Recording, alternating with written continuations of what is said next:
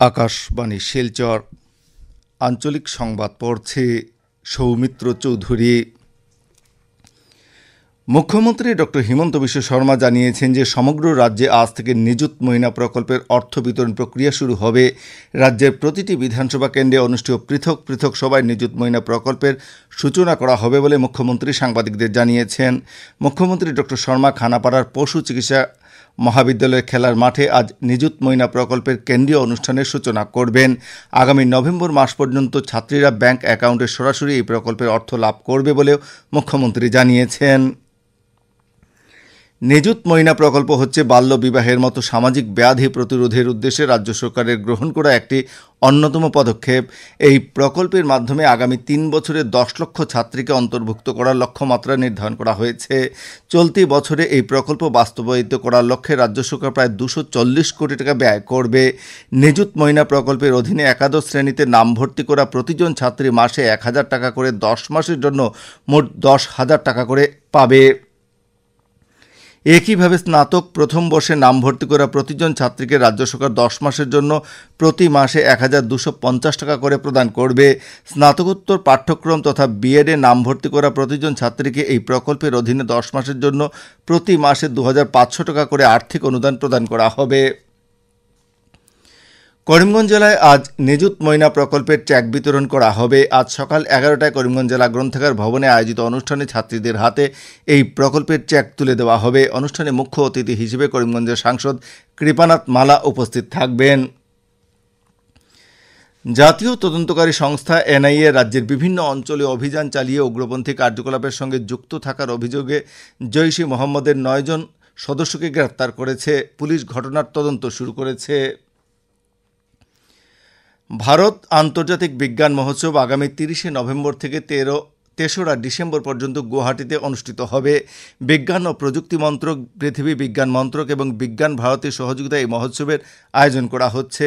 এই বিজ্ঞান মহোৎসবের উদ্দেশ্য হচ্ছে বৈজ্ঞানিক ধারণার প্রচার ও প্রসার, সাফল্যকে স্বীকৃতি প্রদান এবং ভারতীয় জনসাধারণের মধ্যে বৈজ্ঞানিক চেতনা বৃদ্ধি করা।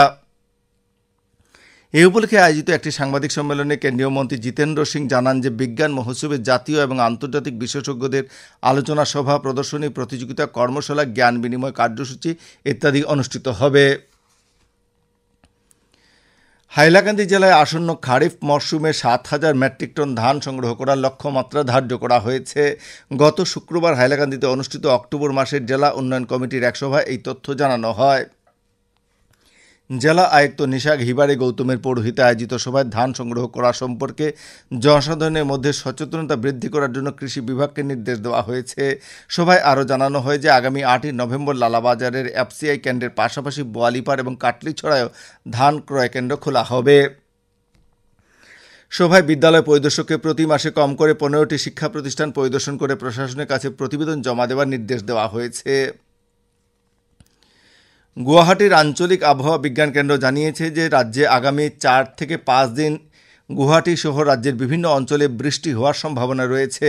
বিভাগ আরও জানিয়েছে যে ওই সময় রাজ্যের কিছু কিছু স্থানে হালকা থেকে ভারী বৃষ্টিপাত এবং কিছু কিছু স্থানে বজ্রবিদ্যুৎ সহ প্রবল বৃষ্টিপাতের সম্ভাবনা রয়েছে। করিমগঞ্জ জেলার খাদ্য, গণবণ্টন ও গ্রাহক সুরক্ষা বিষয়ক বিভাগ থেকে এক বিজ্ঞপ্তিতে জানানো হয়েছে যে জেলায় অক্টোবর মাসের জাতীয় খাদ্য সুরক্ষা যোজনার অধীনে প্রধানমন্ত্রী গরিব কল্যাণ অন্ন যোজনার বিনামূল্যের চাল বরাদ্দ করা হয়েছে। এই চাল অন্তোদয় অন্ন যোজনায় রেশন কার্ড পিছু 35 কিলোগ্রাম করে এবং প্রায়োরিটি হাউস হোল্ড কার্ডধারীদের মাথাপিছু 5 কিলোগ্রাম করে বিনামূল্যে বিতরণ করতে নির্দেশ দেওয়া হয়েছে। পয়লাপুলের জহর নবোদয় বিদ্যালয় সমিতি এক বিজ্ঞপ্তিতে জানিয়েছে যে নবম ও একাদশ শ্রেণীতে ভর্তির জন্য যোগ্য ছাত্রীদের কাছ থেকে শূন্য আসনের বিপরীতে ল্যাটারাল এন্ট্রি টেস্টের মাধ্যমে 2025-26 শিক্ষাবর্ষের জন্য অনলাইন আবেদনপত্র আহ্বান করা হয়েছে। আবেদন করার শেষ তারিখ হচ্ছে আগামী 30শে অক্টোবর। বিস্তারিত বিবরণের জন্য বিদ্যালয় কর্তৃপক্ষের সঙ্গে যোগাযোগ করতে বলা হয়েছে। পানিভরা ক্লেভার হাউস আয়োজিত ফুটবল প্রতিযোগিতার আগামী খেলাগুলি দুর্গাপূজার পর অনুষ্ঠিত হবে বলে আয়োজক সংস্থার পক্ষের সম্পাদক সুমন কুর্মি জানিয়েছেন। এদিকে স্থানীয় পানিভরা প্রাথমিক বিদ্যালয় খেলার মাঠে আয়োজিত প্রতিযোগিতার গতকালের খেলায় মনিয়ারখাল টি এস্টেট 3-0 গোলের ব্যবধানে ডার্বি টি এস্টেট দলকে পরাজিত করে খেলা শেষে ম্যাচ সেরা রফিকের হাতে পুরস্কার তুলে দেন শিক্ষাবিদ বিজয় শঙ্কর পাণ্ডে।